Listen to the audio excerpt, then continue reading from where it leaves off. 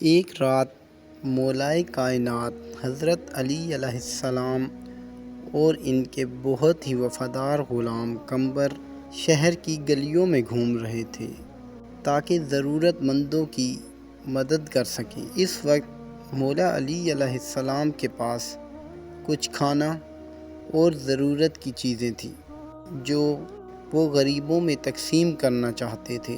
وہ ایک اندھیری رات تھی اور وہ دونوں خاموشی سے اپنا کام کر رہے تھے تاکہ کسی کو خبر نہ ہو۔ راستے میں حضرت علی علیہ السلام نے قمبر سے کہا، اے قمبر، ان چیزوں کو میں اٹھاتا ہوں۔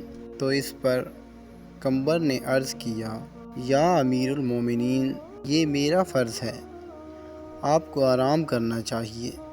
تو اس پر مولائے کائنات حضرت علی علیہ السلام نے جواب دیا، اے قمبر، قیامت کے دن میرا بوجھ تم نہیں اٹھاؤ گے۔ ہر شخص کو اپنے اعمال کا بوجھ خود اٹھانا ہوگا۔ آج مجھے اپنا بوجھ خود اٹھانے دو۔ یہ واقعہ مولا علی علیہ السلام کی عاجزی، خدمت خلق اور ذمہ داری کی مثال ہے۔ انہوں نے ہمیشہ دوسروں کی مدد کے لیے اپنے آپ کو پیش رکھا ہے اور اپنے اعمال سے لوگوں کو انصاف اور خدمت خلق کی تعلیم دی ہے۔ حضرت علی علیہ السلام کے یہ اعمال آج بھی مسلمانوں کے لیے مشعل راہ ہیں۔